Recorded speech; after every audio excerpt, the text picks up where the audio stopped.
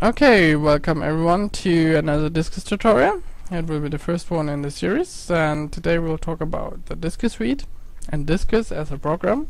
What can we really do with it, or what can the program do for you? To answer this question, I prepared a few slides that summarized parts of the workshop. And yeah, let's start with DISCUS. DISCUS is referring to diffuse scattering and structure simulation. And that's exactly what a program can do. So you create your own crystal structure model pretty much, and after that you can do your own simulation and refinement against data you've collected from experiments. In order to do that, of course, you need to download the program. It's free of charge, can be found on github.com, and there will be also some macros and exercises for you in case you're able to open the envelope program DISCUS suite. So this is the starting shell where you can type in this command language based program. Okay, so DISCUS is pretty much a bottom-up modeling program, meaning that you create your model from scratch and you have different possibilities to do that. So you either can just create tiny molecular like particles or tiny spherical particles, which are really simple, and go later on to complex multi-spherical agglomerate like particles, or to surface modified particles. The second idea DISCUS is really into is to not only simulate the perfect crystal structure, which gives rise to those sharp bragg peaks, it's also able to simulate random orientations or a short range order, which is giving rise to diffuse scattering, here in this case around the bragg peaks. That was the main idea behind the DISCUS suite.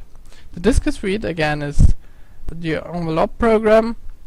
It's consisting of DISCUS, diff-ev or diff-f, however I want to call it, and qplot. DISCUS itself is the program or the branch for pretty much creating your own model. Diff-f after that will be used for the refinement process. It handles different generation, and the evolutionary algorithm is done, so pretty much the math is done in this part of the program. And qplot is caring about the graphics and how to let you analyze the data in a kind of visual way. So what is the program able to do? Again, the idea was to simulate just crystal structures with this order, so domain-like stacking fold things and short range order, and after that calculate the scattering of that.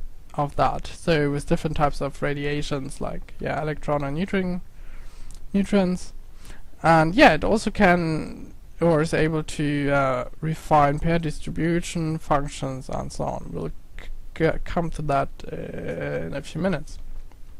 So covering the first point here, the simulation of structures. Again, DISCUS is very flexible. So what you can do, you can not only create different shapes of particles like cylinders or ellipsoidal particles, you also can create such host and guest systems pretty much. So you can have a crystal structure, and in this grayish crystal structures you can put different guests into this host, or even leave this space empty and you will create pores.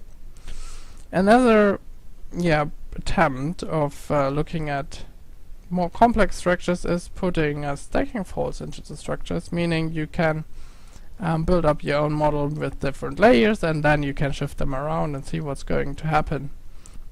If you have, of course, a lot of time, you can also create whatever you want with it, because the program is very flexible in how to set up and arrange, for example, in this case, different layers of molecules and atom arrangements.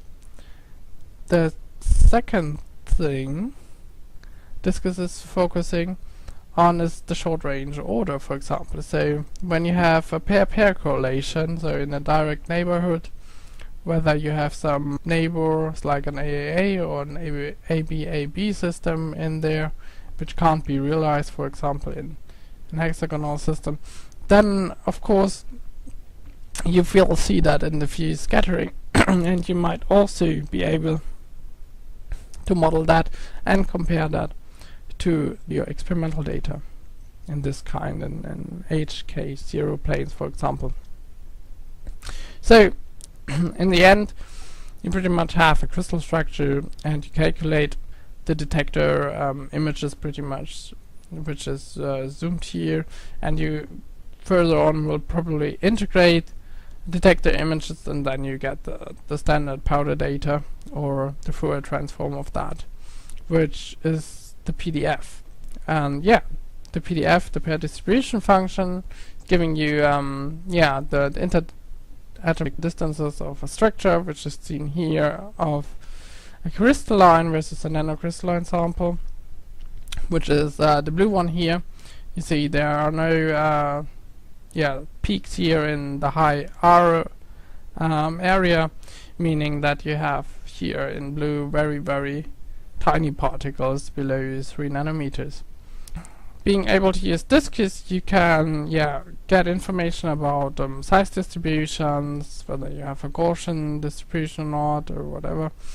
And you also can look at specific parameters like the Q-damp and Q-broad, which can be fitted.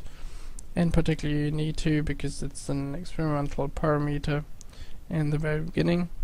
So you have a lot of flexibility to tune the structural and some PDF parameters in itself. Afterwards, you need to do the refinement, meaning here you have a refinement which is not at such a good state because the match is not ideal after 270 generations. So usually you need more generations than that, usually 1000 or so. At some point, you know, your parameter here, and for example the lattice parameter C is after some thousands of generation becoming kind of a fixed parameter, and always here in black you see the best value of the parameter in that current generation. Here you have a plot versus the R value in each generation, so the R value is being reduced after 2000 generation, and is the R value quite nice already. And so you should pretty much do those types of refinement on multiple cores, and you also can do batch analysis of data sets. So in order to being able to do that, you need to learn a bit of code, because it's a code-based driven program. And here you see an example here on the left. For example, here it's the read command. There you can import whatever structure you'd like, for example in a zip file. Then you can do whatever you want. Here, for example, it replaces your atom with a zirconium atom, and after that you can plot it, or you can see what you have done to the structure. And all these lines of code are eventually finding together in a macro, and several macros together will form your refinement big folder, your refinement directory. I will probably dedicate another video on the refinement itself and how such a directory filled with macros will work. Well, that's everything I wanted to say for now. That was a short overview on what DISCUS is able to do. Thanks for listening.